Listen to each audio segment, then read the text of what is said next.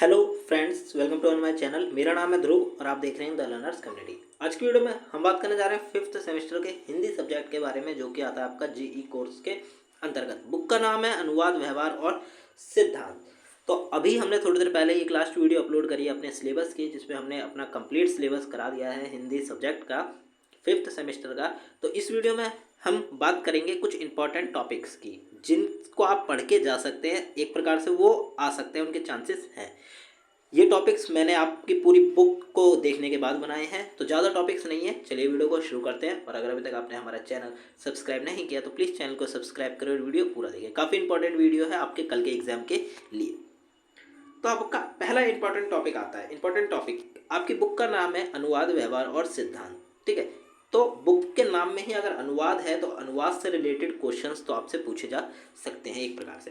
तो आपको क्या याद करना है? अनुवाद का पूर्ण विवरण याद करना है कि अनुवाद क्या है।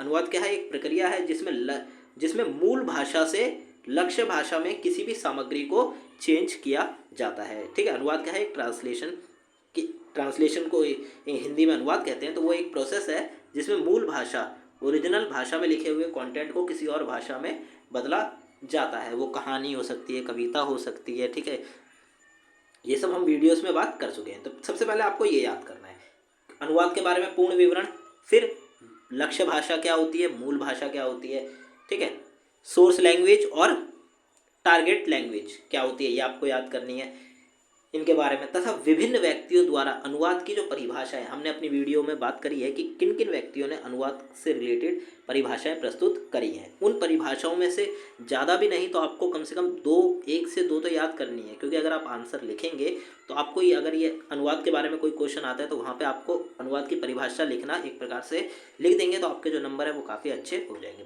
परिभाषा बिल्कुल सही याद करिए और उस व्यक्ति जिसने ये परिभाषा दी है उसका नाम भी याद करिए। फिर आता है अनुवाद की विशेषताएं। यहाँ पे हम किसी पर्टिकुलर फील्ड के बारे में बात नहीं कर रहे कि आपको विधि अनुवाद की बात करनी है या फिर बैंकिंग अनुवाद की। यहाँ पे आपको अनुवाद की परिभाषाएं, सॉरी, विशेषताओं को याद करना है कि एक अच्छा अनुवाद क्या होता है। ठीक है, जिसमें आप कह सकते हैं कि जो मूल भाषा का जो कंटेंट का जो महत्व है वही आपको लक्ष्य भाषा में भी दिखाई दे। इस प्रकार के जो महत्व हैं, ठीक है, वो उसकी विशेषताएं कहलाती हैं और वो आपको अच्छे से याद करनी है। कम से कम कुछ भी नहीं तो आप 4 से 5 विशेषताएं काफ़ी अच्छे से याद करिए। और पूछा जाता है तो आपको कैसे लिखना है? पहले पॉइंट लिखना है और उसके बाद लगाने के बाद आपको कंप्लीट आंसर लिखना है। आपको ज़्यादा लंबा चौड़ा आंसर नहीं खींचना है, आपको बिल्कुल मेन पॉइंट्स को, जो विशेषताएं हैं वो आपको बतानी है। फिर आती है अनुवाद की प्रक्रिया। अनुवाद की प्रक्रिया किस प्रकार होती है इसके बारे में आपको बताना है। अनुवाद की प्रक्रिया में क्या होता है? मूल भाषा होती है, ठीक है, मूल भाषा को हम पहले पढ़ेंगे, उसका कंटेंट जो है उसको समझेंगे, फिर हम उसको ट्रांसलेट करेंगे, तीसरे उसमें ट्रांसलेट करेंगे, चौथे उसमें हमने जो ट्रांसलेट किया है उसे पढ़ के दोनों को मैच करेंगे कि हाँ भाई जो मूल भाषा में जो लिखा हुआ है क्या वो लक्ष्य भाषा में ठीक है। ठीक है, लक्ष्य भाषा में दोनों मैच खा रहे या नहीं खा रहे। और 5वें प्रोसेस में अगर ये कंप्लीट हो जाता है तो ठीक है, और अगर कोई गलती होती है तो वो 5वें प्रोसेस में जो आप कह सकते हैं 5वें पार्ट में चेंजेस किए जा सकते हैं। तो ये प्रक्रिया भी हमने बात करी है अपनी वीडियो में, आप जाके चेकआउट कर सकते हैं। लिंक सारे इन से टॉपिक से रिलेटेड जो लिंक्स है वो आपको डिस्क्रिप्शन बॉक्स में मिल जाएंगे, आप एक बार जरूर चेक करिए। ठीक है, फिर आता है अनुवाद के दौरान आने वाली समस्याएं।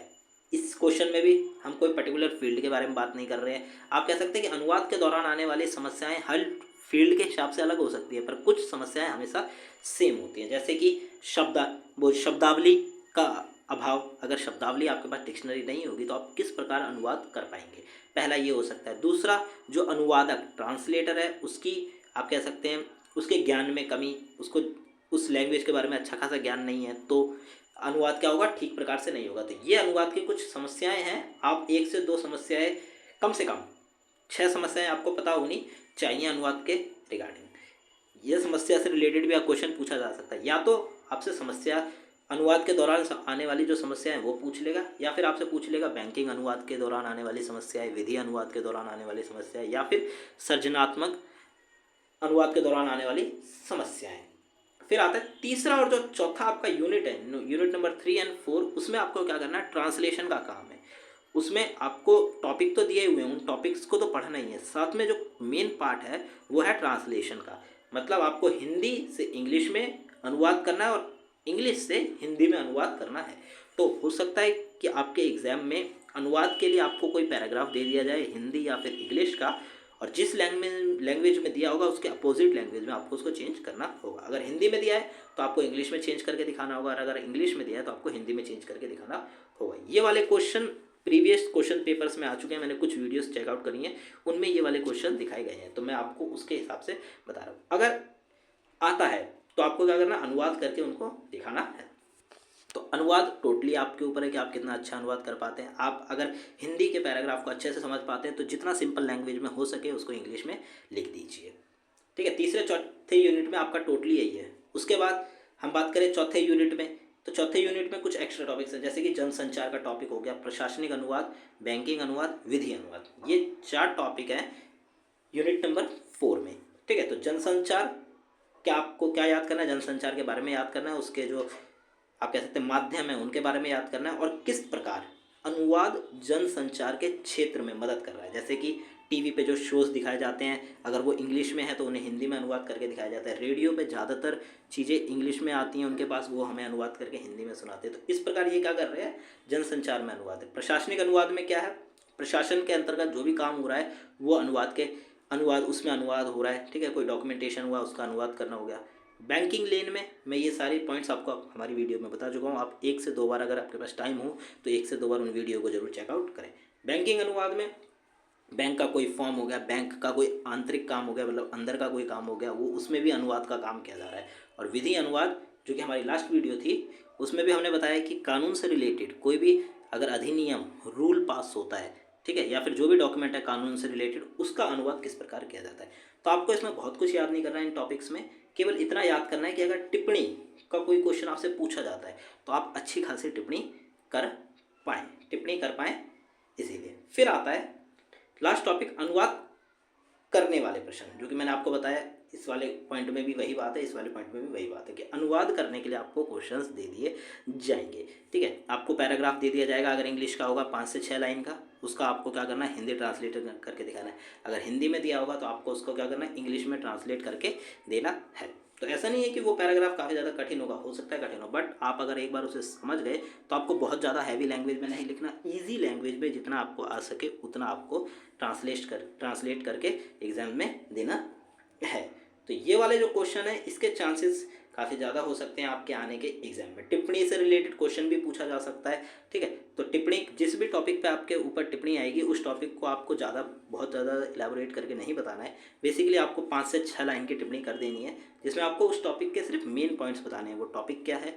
ठीक है, अगर जैसे जनसंचार के बारे में पूछते हैं टिप्पणी पे, तो जनसंचार में आपको क्या बताना है, अनुवाद के क्षेत्र में जनसंचार क्या है, 1 से 2 उसके माध्यम बता देने, और अनुवाद के क्षेत्र में मतलब जनसंचार का क्या काम है। ठीक है, सॉरी, जनसंचार के क्षेत्र में अनुवाद का क्या काम है, कि जो भी चीज़ें किसी और लैंग्वेज में होती है वो हमें जनसंचार के माध्यम से दिखाई जाती हैं अनुवाद करके।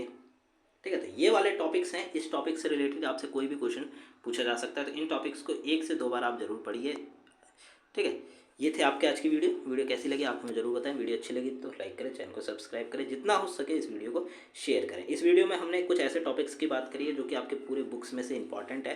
बेसिकली कुछ भी पूछा जा सकता है, क्योंकि 5th सेमेस्टर के जो एग्ज़ाम्स हो रहे हैं वो लॉकडाउन के बाद फर्स्ट टाइम हो रहे हैं। ठीक है, और वो भी ऑफलाइन, तो हो सकता है आपके पैटर्न में थोड़ा बहुत चेंजेस आपको देखने को मिले, but best of luck your exams. जितना हो सके उतना आप अपना आंसर अच्छे से लिख के आइए। मिलते हैं अगली वीडियो में। Thanks for visiting on my channel guys.